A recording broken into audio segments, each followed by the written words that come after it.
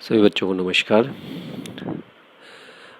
सबसे पहले मैं आप सभी बच्चों से रिक्वेस्ट करूंगा कि चैनल को सब्सक्राइब ज़रूर करें बच्चों, क्योंकि आपको आने वाले समय में 10वीं के बहुत सारे इम्पोर्टेंट क्वेश्चंस बोर्ड के हिसाब से और बहुत सारा एक्स्ट्रा मटेरियल भी इस चैनल के माध्यम से उपलब्ध होगा। आज हम डिस्कस करने जा रहे हैं वर्कशीट 12 जो दिनांक 31/7/2020 के लिए बनाई गई है।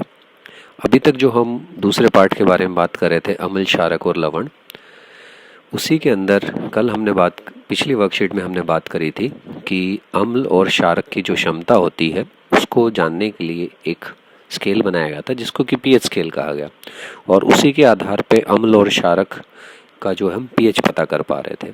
दूसरा हमने उसमें पढ़ा था कि प्रबल अम्ल और दुर्बल अम्ल या प्रबल क्षारक या दुर्बल क्षारक में क्या अंतर होता है।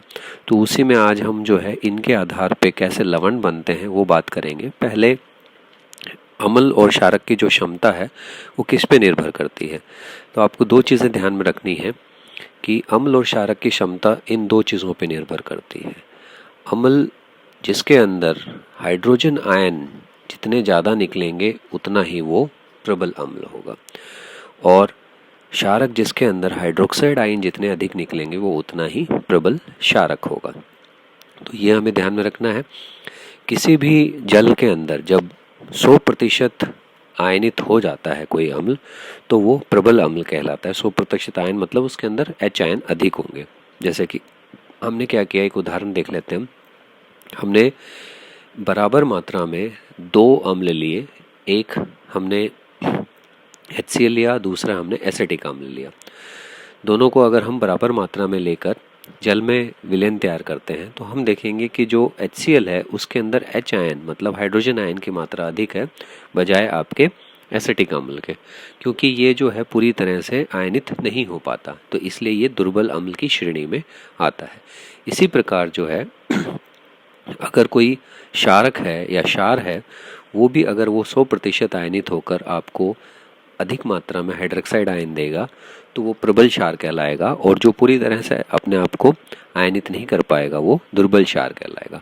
और हमने ये भी पढ़ा था कि वैसे भी क्षारकों के अंदर जो है सभी क्षारक जो हैं वो अपने आप को आयनित नहीं कर पाते, इसलिए जो क्षारक अपने आप को जल में विलय करके आयनित कर पाते उनको क्षार कहा जाता है। तो इसलिए इसके अंदर क्षारक के बारे में आपको एक चीज़ ध्यान में रखनी है।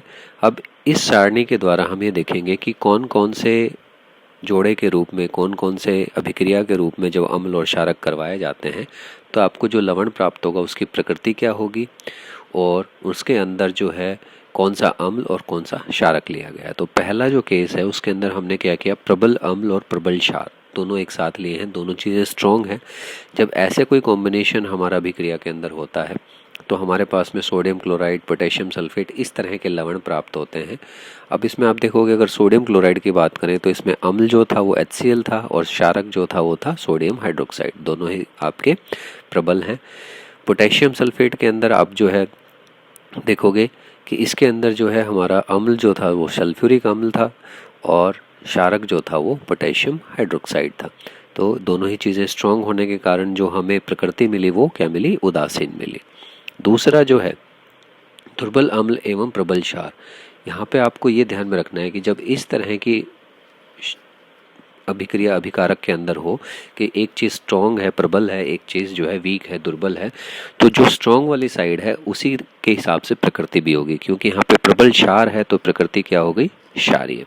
सोडियम कार्बोनेट और सोडियम एसिटेट, ये दो लवण हमें मिलेंगे, एक के अंदर कार्बोनिक एसिड है, एक में एसिटिक अम्ल है, और दोनों के अंदर क्षार क्या है, सोडियम हाइड्रोक्साइड। तो हमारा प्रबल क्षार होने के कारण इन दोनों की प्रकृति क्या हो गई, क्षारीय हो गई।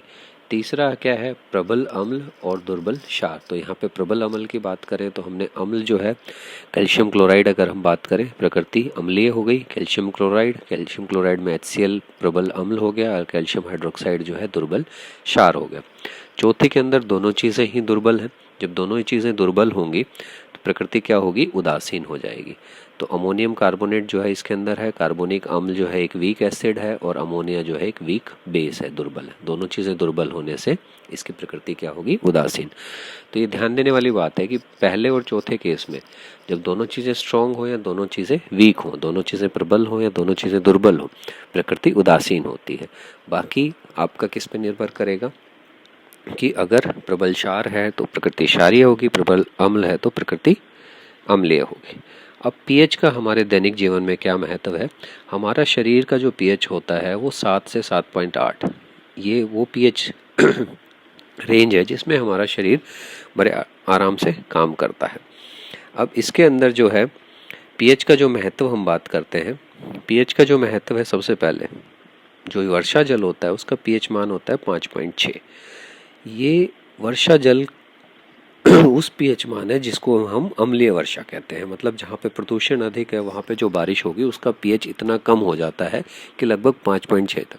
इस तरह की अम्लीय वर्षा सभी चीज़ों के लिए हानिकारक है, चाहे वो पेड़ पौधे हों, जलीय जीव हों या आपकी मृदा, तो उन सब के लिए ये हानिकारक है। हमारे पाचन तंत्र की बात करें तो हमारे आमाशय में भी एक पीएच निकलता है जिसको कि HCl हाइड्रोक्लोरिक अम्ल कहा जाता है, जो कि भोजन को पचाने में सहायक होता है।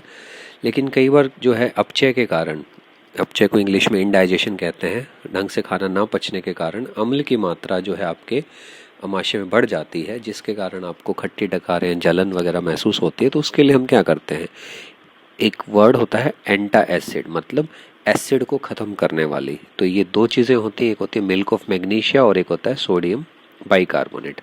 इन दोनों चीज़ों को ले लेते हैं, ये दोनों क्या हैं, क्षार हैं।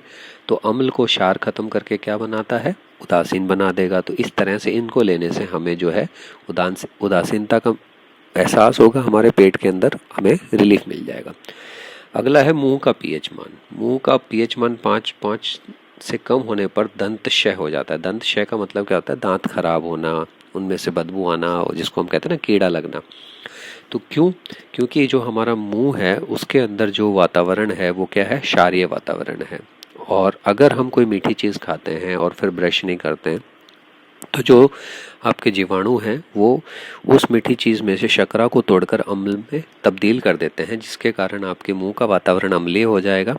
और फिर जो है आपके उसमें अलग अलग जो एंजाइम जो कि क्षारीय वातावरण में काम करने थे वो काम नहीं कर पाएंगे और आपके दांत उससे खराब हो जाते हैं। इसलिए कहा जाता है कि जब भी भोजन करें उसके बाद जो आप टूथपेस्ट करें, टूथपेस्ट की जो प्रकृति होती है वो क्षारीय होती है, जो कि आपके मुंह के अंदर क्षारीय वातावरण बनाने में मदद करती है। मधुमक्खी का डंक, अगर आपने सोचा होगा कि मधुमक्खी जब काटती है तो वो सूज क्यों जाता है, वहाँ पे तो आपको दर्द या जलन महसूस क्यों होती है, क्योंकि मधुमक्खी अपने डंक के अंदर अम्ल छोड़ती है। तो जब भी अगर आपको मधुमक्खी काट लेती है तो अम्ल छोड़ रही है, तो हम घर पे अंदर आकर साबुन का घोल या बेकिंग सोडा या इस तरह की चीज़ लगाएं और उसको जो है उदासीन बना दें, क्योंकि अम्ल और क्षारक जब मिलेंगे तो उदासीन बनेगा। इसी तरह से एक पेड़ होता है, उसके डंक के अंदर भी जो है मेथनोइक अम्ल होता है। मेथनोइक अम्ल का दूसरा नाम है फॉर्मिक एसिड। वो भी आपको जलन का एहसास करवाता है, या आपने छोटी लाल चींटियाँ देखी होंगी, उनके काटने से भी आपको सेम मेथनोइक अम्ल आपके शरीर में प्रवेश कर जाता है, उससे जलन का अनुभव होता है। तो उन सब चीज़ों से छुटकारा पाने के लिए बहुत आसान सा तरीका है कि आप घर के अंदर जो है साबुन का घोल, क्योंकि साबुन आपका क्षारक होता है, या सोडियम कार्बोनेट जो कि वॉशिंग सोडा कहा जाता है, उसका घोल उस पर लगाएं तो आपको उससे आराम मिलेगा। इसमें ध्यान में रखना है कि मधुमक्खी जो छोटी वाली मधुमक्खी है, तो जो पीले वाले बड़े मधुमक्खी होती है उसके डंक के अंदर क्षारक होता है। तो अगर जब उसने काट लिया और फिर अगर आप जो है उसके ऊपर ये चीज़ें लगाएंगे तो आपको आराम नहीं मिलेगा। उसके लिए फिर आपके घर में सिरका अगर रखा हुआ है तो वो लगा सकते हैं, अम्लीय चीज़ कोई लगा सकते हैं, नींबू का थोड़ा सा पानी बना के लगा लिया, क्योंकि उसके डंक में क्षारक था तो हमें अम्ल उदासीन करने के लिए चाहिए। मिट्टी का पीएच, पीएच जो है मिट्टी के अंदर, पौधे जैसे हमारे शरीर के लिए हमने कहा कि 7 से 7.8 पीएच रेंज होनी चाहिए, उसी तरह से पौधों के लिए भी एक पीएच रेंज निर्धारित है।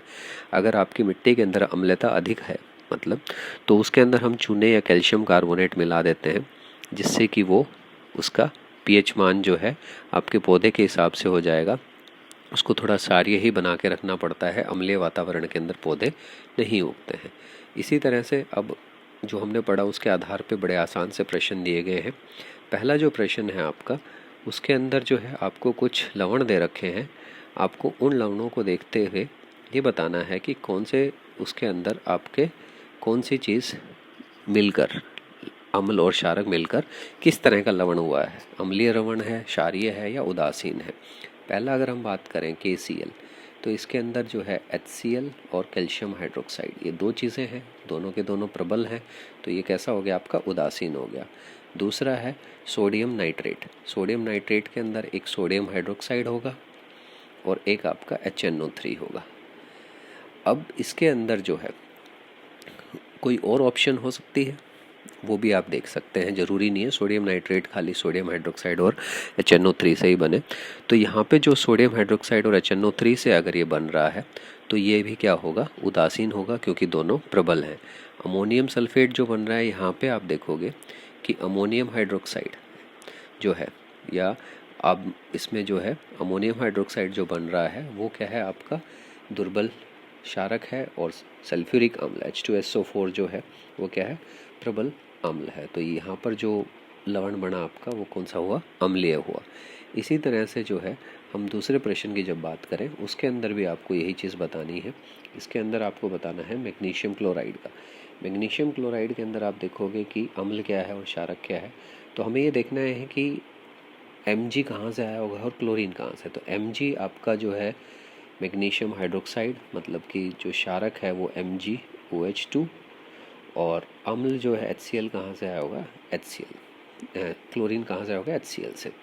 तीसरा प्रश्न क्या कह रहा है, प्रत्येक भोजन के पश्चात हमें दांत साफ करने की क्यों सलाह दी जाती है। उसका हमने यहाँ बात की था कि दंत क्षय से बचाने के लिए, क्योंकि हमारे मुंह का pH जो है वो 5.5 से कम नहीं होना चाहिए, और मीठी चीज़ खाने के कारण जो है उसके अंदर जो उपस्थित जीवाणु हैं वो शर्करा को तोड़कर अम्ल में परिवर्तित कर देते हैं, जिससे हमारे दांतों को खराब हो जाते हैं, जिसको कि दंत क्षय कहा जाता है। तो उससे बचाने के लिए हमें जो है भोजन के पश्चात ब्रश करने की सलाह दी जाती है। अगला है अमाशय में बनने वाला अम्ल का नाम बताइए। तो इसमें हमने बात की थी HCl। HCl जो क्या काम करता है, भोजन के पाचन में सहायक है, और जब इसके जो है अमाशय में बनने वाले अम्ल का नाम बताना है खाली इसके अंदर। उसके बाद जो है जलीय जीव अम्लीय वर्षा में किस प्रकार प्रभावित होते हैं। तो हमने बात करी थी यहाँ पे अम्लीय वर्षा, जो कि जिसका pH मान 5.6 होता है, क्योंकि हर जीव का अपना एक pH रेंज होती है जिसके अंदर वो कार्य करता है, और जलीय जीवों की pH रेंज जो है उसमें pH 5.6 जो है अत्यधिक कम हो जाती है, जिसके कारण वो मर जाएंगे, ढंग से काम नहीं कर पाएंगे।